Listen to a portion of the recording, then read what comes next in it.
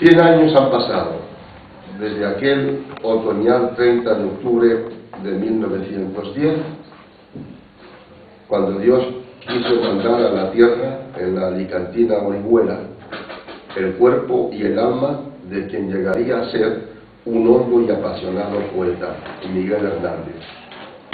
El primer centenario de su nacimiento se está recordando en España por todo lo alto. El pasado 20 de noviembre, antes de ayer, el Consejo de Ministros aprobó la constitución de una comisión para el centenario de Miguel Hernández. Días después, el director general del libro, Rogelio Blanco, avisó: el centenario va a ser un tsunami cultural. Quien se empeñe en poner palos en la rueda, fracasará. Las ciudades de Orihuela, Elche y Alicante se están repartiendo las celebraciones. Destaca el Congreso Internacional Miguel Hernández, que ha tenido lugar en Orihuela del 26 al 30 de octubre, bajo el lema «Dejadme la esperanza». Una exposición de fotografías, manuscritos, testimonios gráficos y sonoros que recrean el universo del poeta podrá ser contemplada todavía entre octubre, noviembre y parte de diciembre en la Biblioteca Nacional de Madrid y también en el Centro de Congresos de Elche. Las ediciones de la madrileña Residencia de Estudiantes, Miguel no estudió allí, en la Residencia de Estudiantes, pero es conocida, allí estudiaron Buñuel, Alberti, García Lorca, Dalí, Pepe Bello y tantos otros. Las ediciones de esta institución han confiado al catedrático José Carlos Rovira una biografía ilustrada que incluirá fotos, reproducción de manuscritos, cuadros y otros materiales de memorialista. José Luis Ferris ha publicado en Temas de Hoy una revisión de su libro Miguel Hernández, Pasiones, Cárcel y Muerte de un poeta. El profesor emérito de la Universidad de Aix-en-Provence, en Francia, ha escrito otra biografía no exenta de polémica titulada El oficio de poeta, Miguel Hernández. Este hombre señala a la Iglesia Católica, ahora leo literalmente, como la culpable del asesinato del poeta, lo que para nadie es un secreto. En tono de humor, así quiero verlo yo, Eutemio Martín afirma que Miguel Hernández no fue un angelical, sino un pícaro. El 26 de marzo último, el ministro de Justicia recibió en su despacho a la nuera y a la nieta de Miguel Hernández. Les hizo entrega de una declaración en la que constataba que el poeta Miguel Hernández ingresó injustamente en prisión y fue condenado a muerte en virtud de una sentencia dictada sin las debidas garantías por el legítimo Consejo de Guerra. A buenas horas, mangas verdes. Las mujeres pidieron al ministro que la Fiscalía General del Estado solicite al Tribunal Supremo la nulidad de la sentencia a muerte. Nos gustaría que el centenario del nacimiento acabara sin esa losa tan grande que pesa sobre Miguel Hernández, confesó la nuera del poeta Lucía Izquierdo.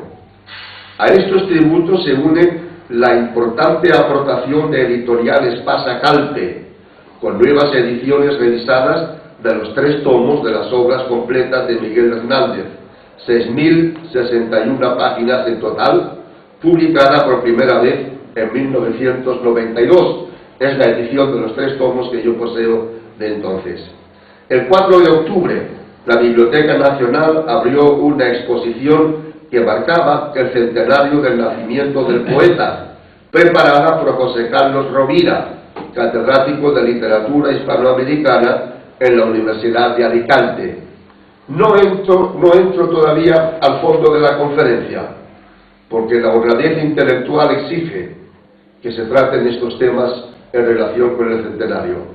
En esta exposición, Miguel Hernández es el hombre de las trincheras, leo ahora literalmente, y también es personaje rodeado por la pintura de la época que a Rovira y su equipo han rescatado de los archivos de Luis Quintanilla, o de la Escuela de Vallecas. Los frescos de Luis Quintanilla tienen ahora el valor de reconstruir una imagen de dolor y de tragedia que ya marca el descenso a los infiernos de la guerra, la cárcel, la condena a muerte, la conmutación de la pena, la muerte final. Al comentar la exposición de la Biblioteca Nacional, el periodista canario Juan Cruz, del diario El País, un gran periodista en mi concepto, dice que Hernández no era el pastor menesteroso, el poeta que venía a Madrid a buscar auxilio para sus versos.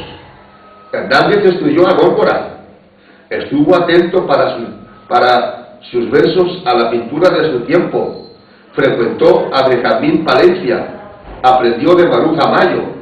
En 1934, cuando el poeta tenía 24 años y estaba en Madrid, llevaba en su carpeta copiados 60 poemas de Cántico, el libro que puso a Jorge Guillén en La Vanguardia. Ahí subraya Hernández motivos de su propio mundo pastoril. Hacía mímesis, dice Rovira, pero no copiaba, recreaba a partir de esas influencias. Era, por decirlo así, una mímesis transformadora, capaz de leer a Neruda y a Alexandre, sus amigos, y escribir luego sin que transpiren en esos versos los recuerdos de sus modelos. En la conmemoración del centenario no podía faltar, naturalmente, nuestro maestro de la canción, el cantautor Juan Manuel Serrat. En 1971, Serrat ultimó un disco con letras del poeta asesinado que nos ha venido deleitando desde entonces. Muchos españoles descubrieron a Miguel Hernández en las canciones de Serrat, como descubrieron la saeta a través de Serrat también en letra de Machado. Ahora, casi 40 años después, un Serrat de 67 años vuelve a cantar al poeta de Orihuela, que lo desaparecieron de este mundo estando tuberculoso, amargado, hambriento, desencantado de todo, traicionado por amigos, ignorado por quienes habrían podido ayudarle. El nuevo disco de Serrat, que fue puesto a la venta el pasado 27 de marzo, lleva por título Hijo de la luz y de la sombra, un poema de Hernández. Está compuesto por 13 poemas, seleccionados de la abundante producción del mal llamado Cabrero poeta. Al disco de Serrat se añaden las letras de todos los poemas musicalizados, lo que eleva su valor e importancia. Una de las 13 canciones del disco más escuchadas estos días en las emisoras de radio es la balada Las Abarcas Desiertas. Por el 5 de enero, cada enero ponía mi calzado cabrero a la ventana fría, y encontraba los días que derriban las puertas, mis abarcas vacías, mis abarcas desiertas. Nunca tuve zapatos, ni traje, ni palabras, siempre tuve regatos, siempre penas y cabras. Me vistió la pobreza, me la vio el cuerpo el frío, y del pie a la cabeza, pasto fui del rocío.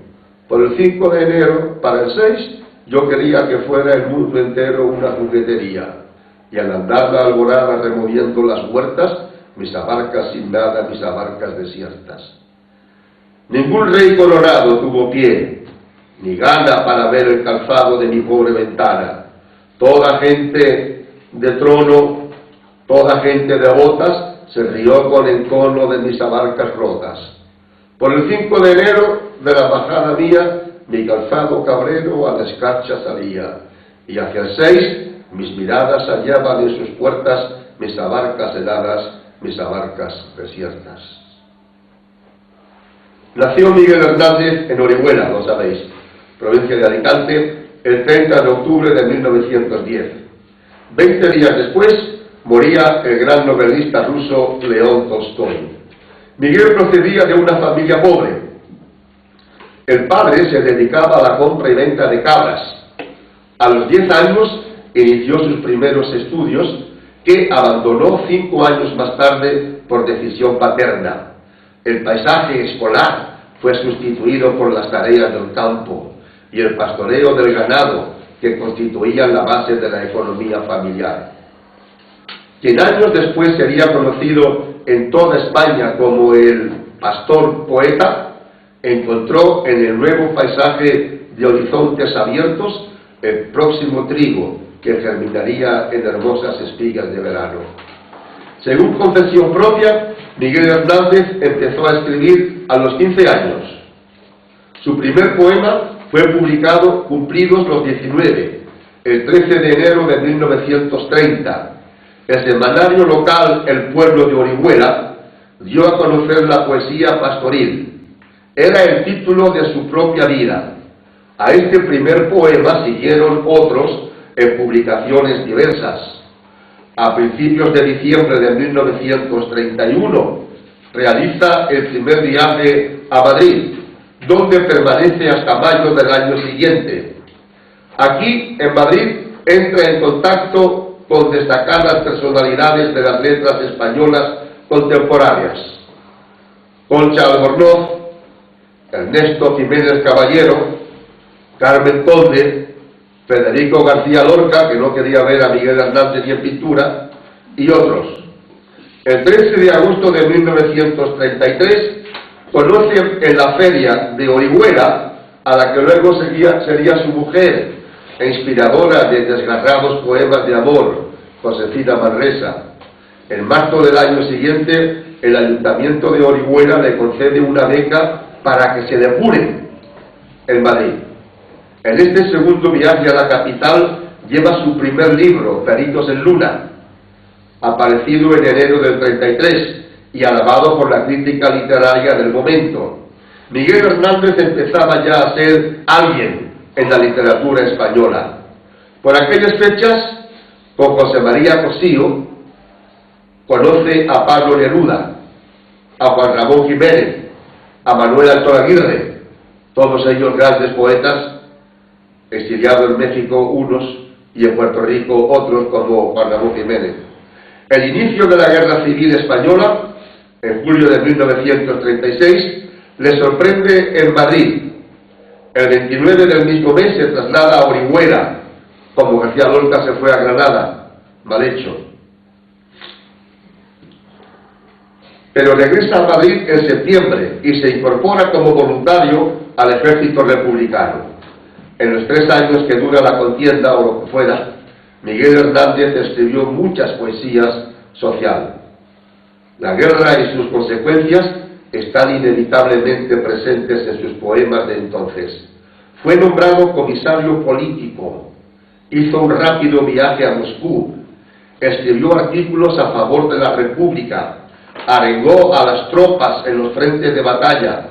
En plena contienda, el 9 de marzo de 1937, contrae matrimonio civil con Josefina Manresa. El 4 de mayo de 1938, cuando quería viajar a Portugal, es detenido y entregado a la policía española en Huelva. Aquí empieza para el pobre de Miguel una peregrinación carcelaria, una interminable tortura mental y física. Es encerrado sucesivamente en cárceles de Huelva, Sevilla y Madrid.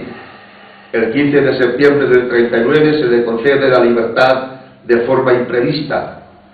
Tal vez fuera una trampa, eso creo yo.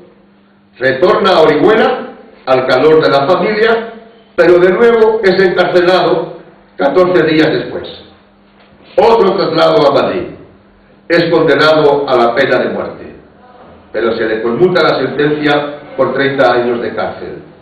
Después de una breve estancia en la prisión provincial de Palencia, le llevan nuevamente a Madrid, al penal de Ocaña.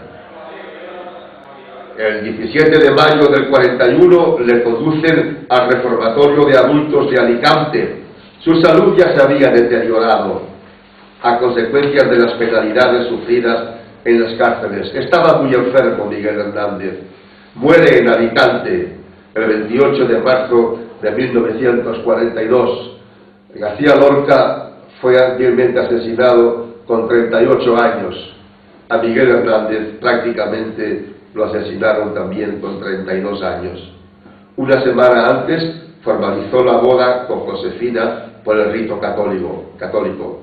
Según confesión del poeta, Miguel lo hizo cediendo a los deseos de su mujer, sin ninguna convicción religiosa.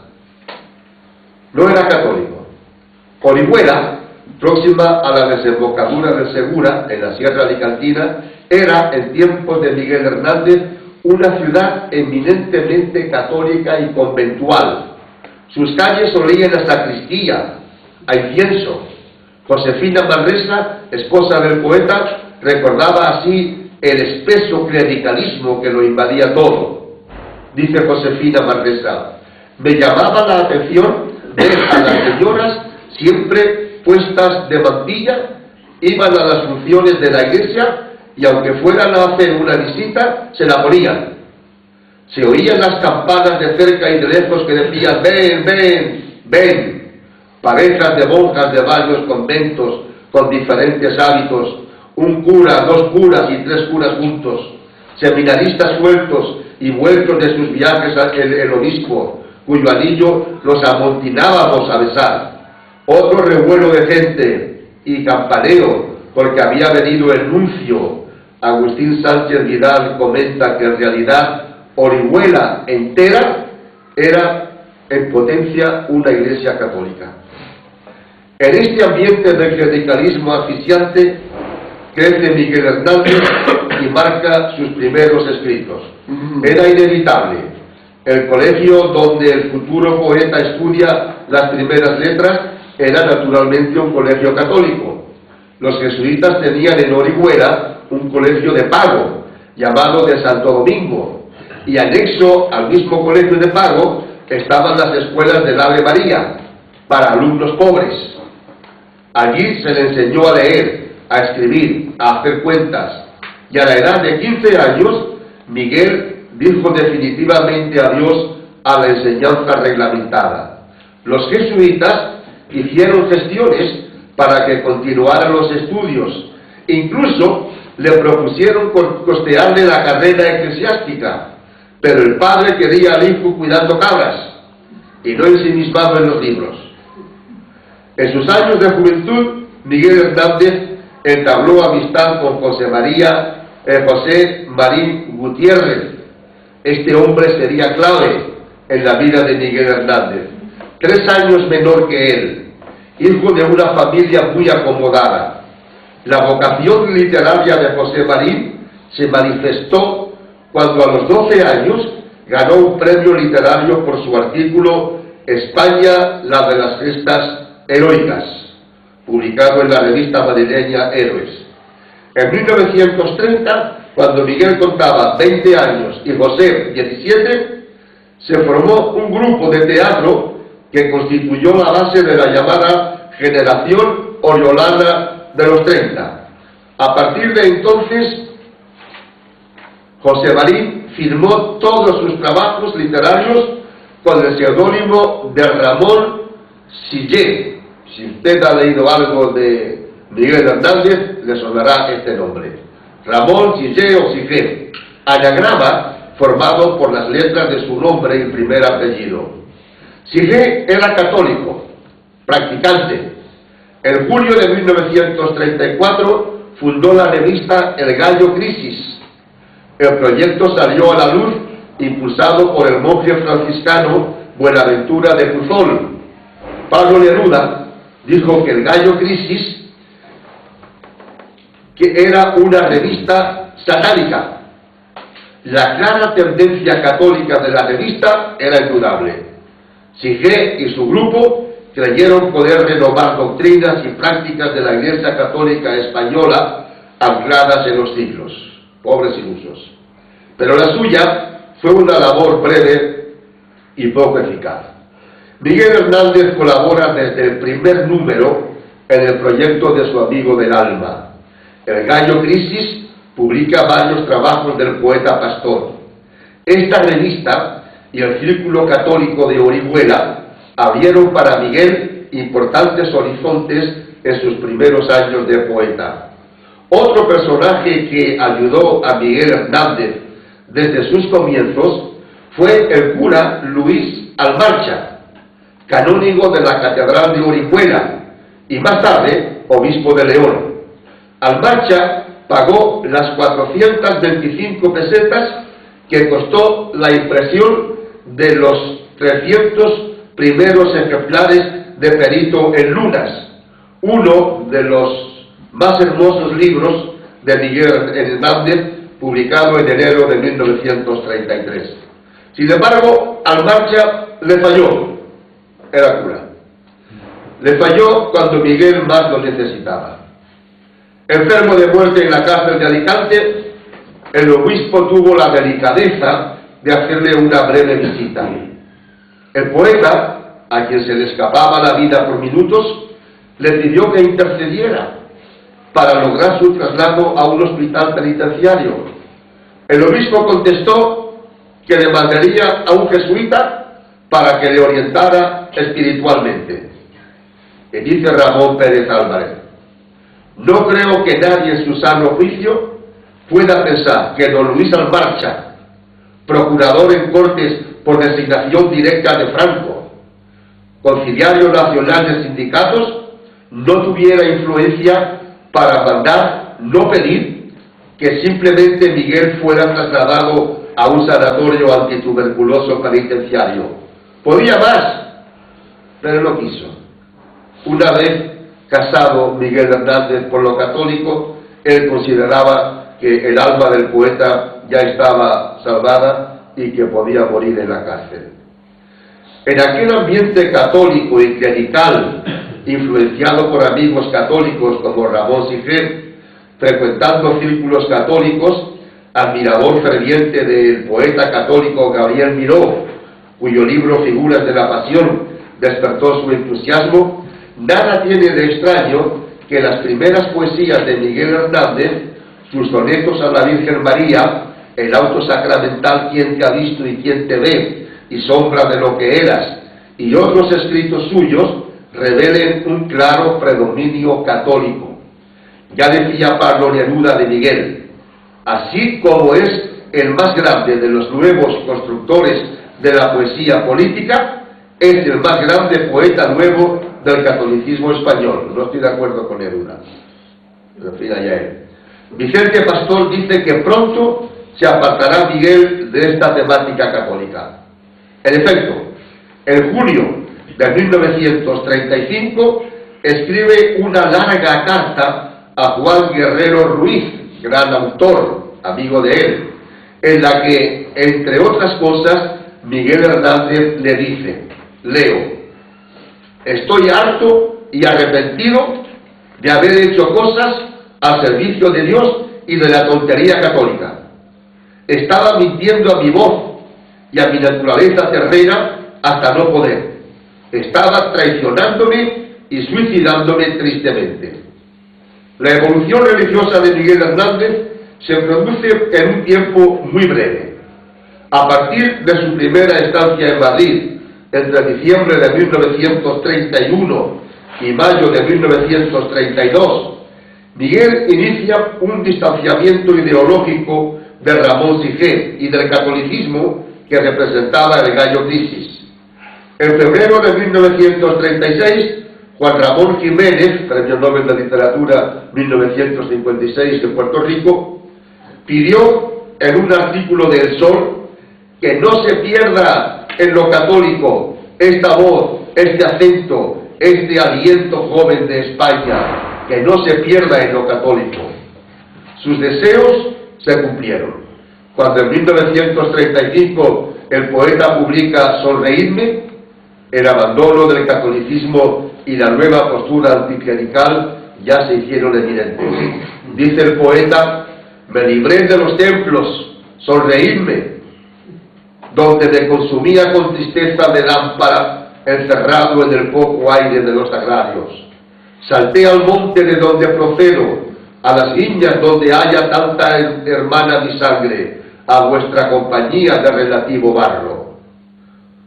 Sánchez Vidal dice que en esta estrofa rotunda Miguel Hernández reniega del pasado levítico y católico. Pero hay más. Esa compañía de relativo barro a la que alude Miguel son las influencias panteístas y materialistas, ateas en algunos casos, de sus nuevos amigos de Madrid. Algunos intelectuales, distanciados de la Iglesia Católica, y otros, porque aquí estoy metiendo a 3 generaciones. Aquí estoy metiendo a la generación del 98, a la generación del 27 y a la generación del 36, a la que pertenecía este poeta. Dice que sus nuevos amigos de Madrid eran anticatólicos, algunos distanciados de la Iglesia Católica y otros distanciados de la religión en general. La figura del barro, como expresión de su nuevo rumbo antirreligioso, vuelve a aparecer en las primeras páginas de El rayo que no cesa, publicado en 1936.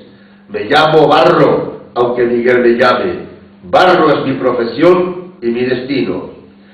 El anticlericalismo de Miguel Hernández llega a tal extremo que en febrero de 1935, en una carta a su mujer, Josefina Manresa, le dice: ¿qué me dices? ¿Han quemado los conventos de Elche y Alicante? ¿Cuándo van a quemar al obispo de Orihuela? Y en otra carta, Josefina añade, con fecha 4 de febrero del 37, de aquí a media hora estaré otra vez preguntando el Marqués del Duero si hay carta tuya para mí. Y como no la haya, perdonen ustedes lo que sigue, como no la haya, me voy a cagar en el Papa más veces que él ha comulgado. Quienes pretenden conservar la imagen de un Miguel Hernández católico hasta el final, utilizan como argumento el de su boda católica, realizada 24 días antes de su muerte. Pero todos los biógrafos de Miguel concuerdan en que fue una boda forzada por las circunstancias. Al no estar casados católicamente, las visitas de Josefina al enfermo eran muy difíciles. Además, puesto que el nuevo régimen anuló todos los matrimonios civiles, a Miguel le preocupaba la situación en la que iba a quedar Josefina. Miguel Hernández, inmóvil en el lecho, con las facultades reducidas al mínimo, ni tomó parte en el rito, ni entendió la palabra del cura. Es más, días antes, cuando Josefina le preguntó si era voluntad suya casarse por la iglesia, Miguel le contesta por escrito: de lo que me dices de si es por voluntad mía o no, te digo que no. Lo que para mí es una gran pena, para ti es una gran alegría. No es cierto que la muerte moviera a Miguel de sus condiciones anticlericales.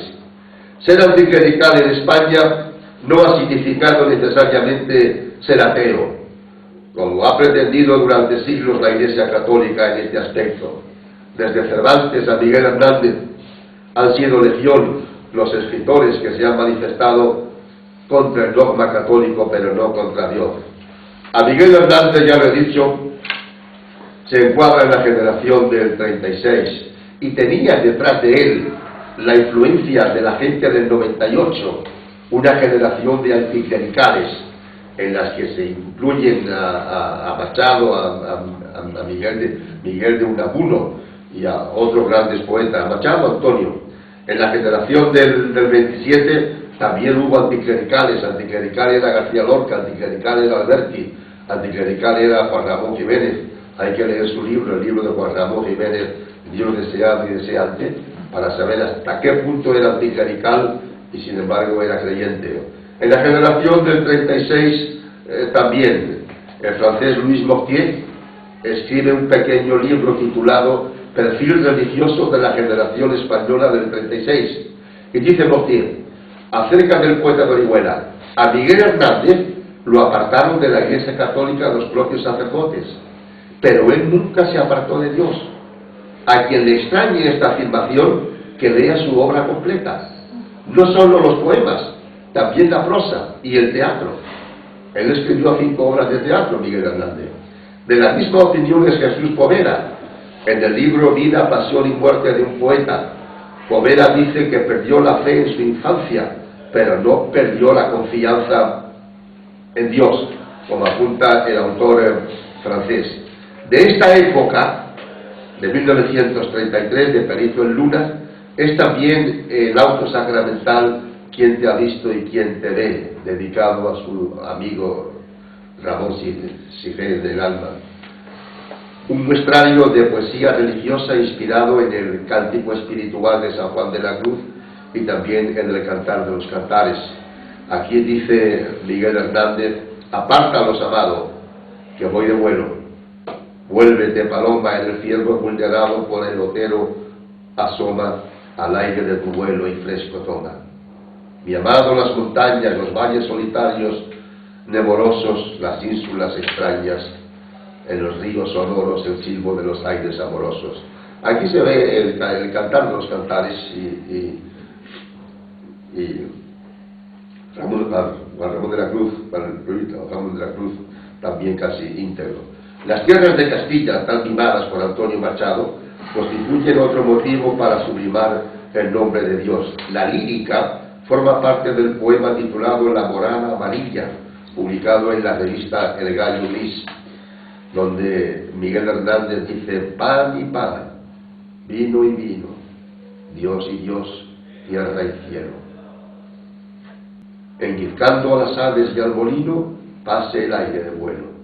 ¡Qué morada es Castilla! ¡Qué morada de Dios y qué amarilla! ¡Qué solemne morada de Dios la tierra arada, enamorada, la uva morada y verde la semilla! El poeta pasa de la tierra al mar. La mar, el mar, como decía Alberti. Las costas alicantinas las tenía a 2 pasos de la ciudad donde nació tierra adentro. En el primitivo silbo vulnerado, Miguel Hernández canta a Dios y al mar, y dice: oh criadora deidad, con tus mercedes en la noche más alta y más oscura, iluminas el alma de las redes.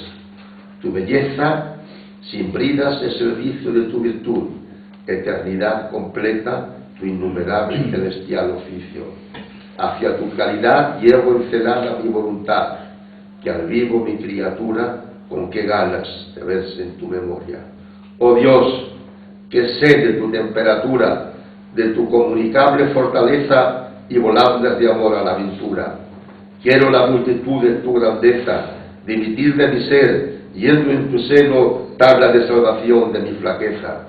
Por este y otros poemas, yo insisto que Miguel Hernández no era ateo ni mucho menos. Era un hombre creyente pero anticlerical. En el Gallo Crisis publica otro poema que le aparta de la Iglesia Católica y dice, hablando de la Virgen María: oh elegida, aquí se ve la influencia católica, oh elegida por Dios antes que nada, reina del ala, propia del zafiro, nieta de Adán, creada en el retiro de la virginidad siempre increada. Tienes el ojo tierno de preñada y ante el sabroso origen del suspiro, donde la leche materna miera, miro tu cintura de no parir delgada. Trillo es tu pies de la serpiente lista, tu parva el mundo, el ángel tu siguiente, la siguiente gloria del greco y del cristal orgulloso. Agustín Sánchez Vidal, en un libro precioso titulado Miguel Hernández desamornazado y regresado, dice que la obra religiosa por excelencia del poeta de Orihuela es sin duda el auto sacramental Quien te ha visto y quien te ve. Se trata de una obra de teatro escrita en prosa, compuesta de 4 partes y 35 escenas breves. Siguiendo los modelos del siglo XVII, el autor presenta una síntesis alegórica del transcurrir de la vida humana desde el estado de la gracia, que él llama estado de las inocencias, a la caída en el pecado y en el crimen absoluto. Personajes de la Biblia, tanto del Viejo como del Nuevo Testamento, impregnan la escritura de esta obra. La elevación poética, con ecos de Góngora y de Calderón, se mantiene vigorosa hasta el último momento. Las cárceles y los sufrimientos que marcaron su vida no lograron matar en Miguel Hernández su fe en Dios, y habría que seguir explorando sus obras completas sobre este tema. Aunque él renegó de la religión impuesta y heredada, aquella oración de El silbo del Dale, en la que coloca a Dios como brújula de su destino, no le abandonó jamás. Dale, Dios, a mi alma, hasta perfeccionarla. Dale que dale, Dios, ay, dale hasta la perfección. Cuando su amigo y hermano del alma, Ramón Sige, muere prematuramente a la edad de 22 años, Miguel Hernández compuso una elegía que algunos críticos consideran como una de las cimas de la literatura española en este género funeral. En este poema alienta la esperanza en la vida eterna y en la resurrección de los muertos. Volverás a mi huerto y a mi higuera. Por los altos andamios de las flores pajareará tu alma colmenera de angelicales cenas y labores. Volverás al arrullo de las rejas de los enamorados labradores. Volverá Juan Ramón Sisé. Volverá Miguel Hernández. Todos volveremos. Gracias.